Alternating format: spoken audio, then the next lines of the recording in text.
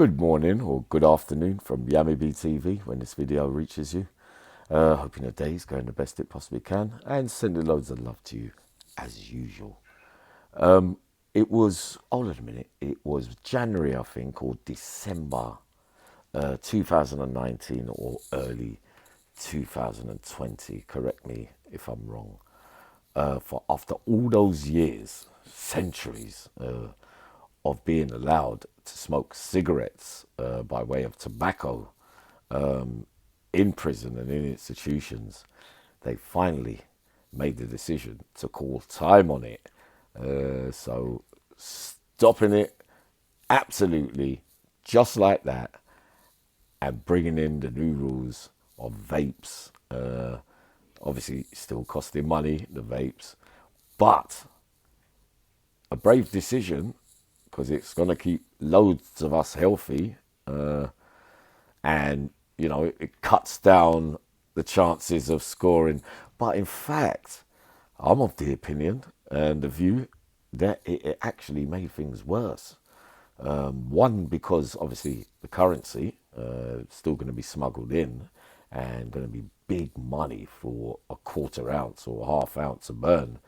But more case, think about men who have and women who have smoked all their lives, just coming in from the out, or been in years, and the habit of a lifetime where you have your meal and you want to smoke a cigarette, or we know there's different kind of smokers.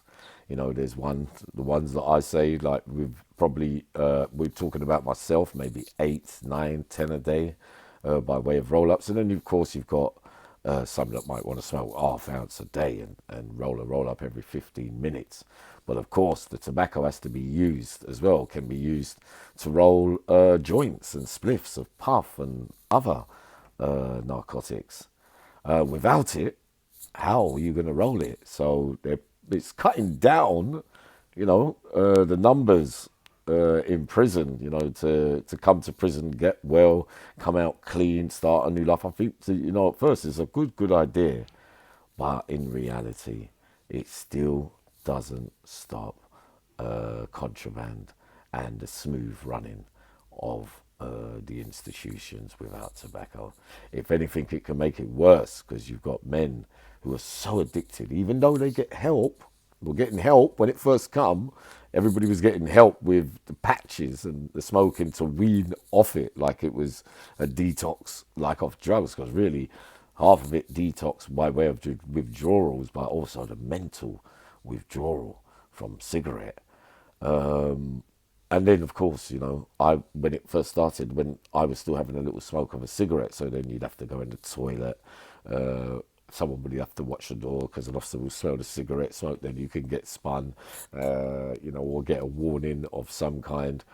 But the other thing was, so the tea bags and some of the things I saw, men building up joints with tea bags. And I mean, the smell and the taste and probably the poison. I don't know. I heard rumours that sometimes tea bag is harmful for you, but no. And then, of course, you're talking the Rizzlers as well. And sadly, great books like the Bible and other things that have been used over in the past, like down blocks and things like that, to roll the cigarettes, of course, can lead your health in a bad way as well as destroying the books as well. But the lengths that men will go to get a roll up is, much more probably than drugs. And one can't really go without the other unless you get instruments to do the drugs in there, which you can as well. I mean, by way of like pipe and to put something on with, but it's still you're still gonna need a bit of tobacco or ash or at some point, or you get one of those things that. But there's always going to be ways, and the prices that I saw for tobacco, an ounce of tobacco, so 5 ounces. Oh God, you can even go up as far as say £1,000.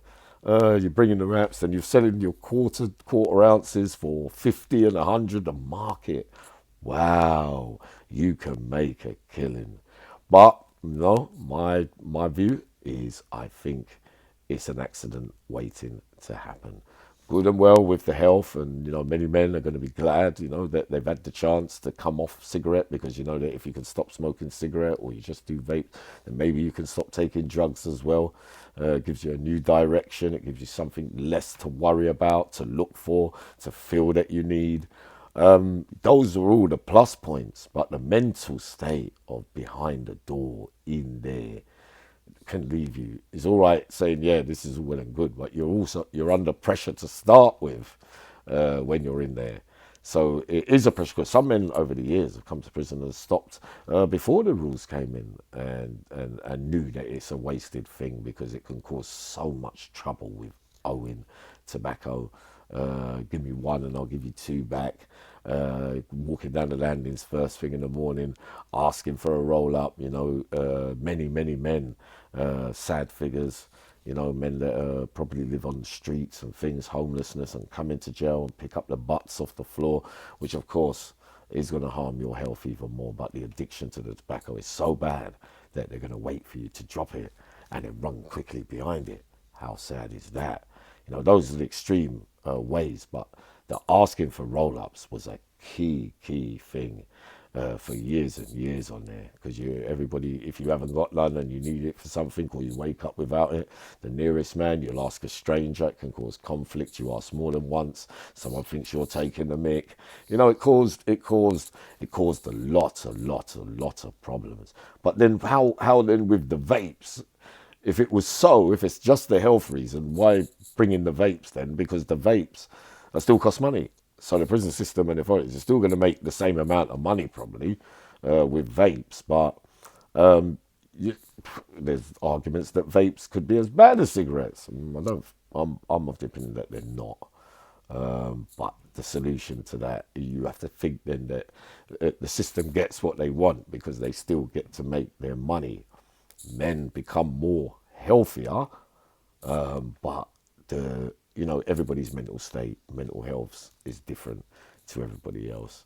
Sometimes I used to be more of a case that when I used to be addicted to things and running around, and it makes things. But I notice when you don't probably take drugs, then cigarette can be the next off the agenda, because it seems like all of them go together. And once you get on that healthy tip, then you think, oh, if anything, teetotal from everything. But not everyone is strong like that.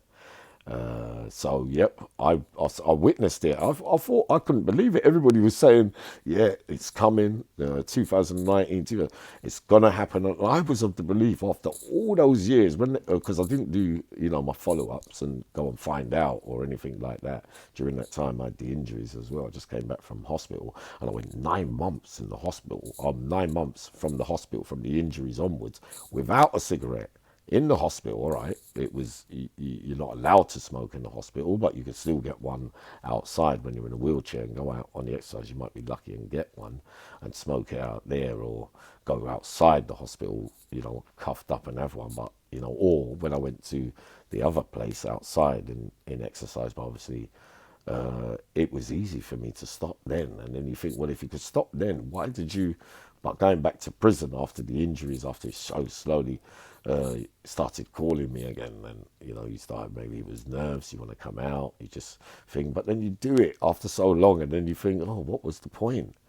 But what I'm saying here today is, for me, it hasn't changed anything. All right, changed, like I said, better for some, but the majority, I believe, I've seen, witness men coming in from the out, or they got wings where you're on medication more, because these days in prison they have a wing where medication people may become on the same wing, or if you're receiving treatment for your addiction and you're getting loaded up with things to substitute it. Those men, and no, not just those men, sorry, what am I talking about? I've seen them cut their wrist, and they're saying to us, I want to roll up, or I want to vape, and if you don't give me it, and then behind the door, it's so bad, they cut their wrist, the bell goes, and then they put them in a cell where they can be watched on a 24-hour watch, where they sit in a cell where there's no furniture or nothing, or one chair where they can keep being monitored through the best way, I suppose, to stop the harm. But those are the lengths that men can go to if they don't get a smoke, albeit tobacco or vapes. It still causes the same problems. So I'm beginning to think it wasn't so much to cut down, could be all right for health reasons, but they haven't lost out because of the money, like I said.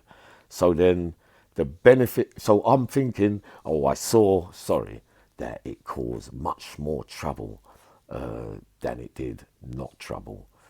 Because of the wars and the looking around, the more contraband added now to the drug thing and things like that. You get the packets and you think you get it all out the packet. You're going to bring that in.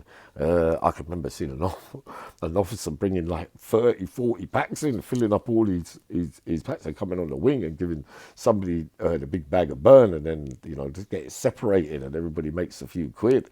But again, it's a scent. It leaves from each. There's cigarette, there's drugs, and then they want to find out where you got it from and blah, blah, blah. Just a knock-on follow effect. But what I'm really saying today is it was not a great idea as far as I'm concerned. It's like a deterrent for the person for now. Is it because, it caused so many problems with the other thing that you just cut it down?